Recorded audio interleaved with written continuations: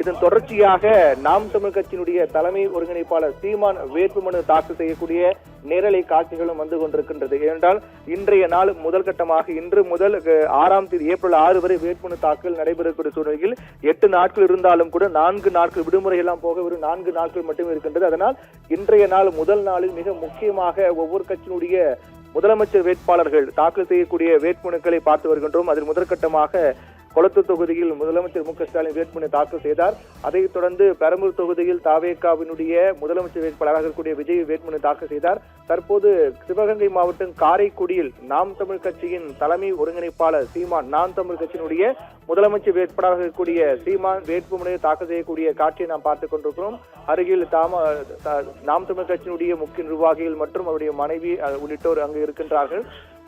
சிவகங்கை மாவட்டம் காரைக்குடியில் நாம் தமிழ் கட்சியின் சார்பாக தலைமை ஒருங்கிணைப்பாளர் சீமான் போட்டியிடுகிறார். நாம் தமிழ் கட்சியினுடைய முதலமைச்சர் வேட்பாளராக இருக்கக்கூடிய சீமான் போட்டியிடுகிறார்.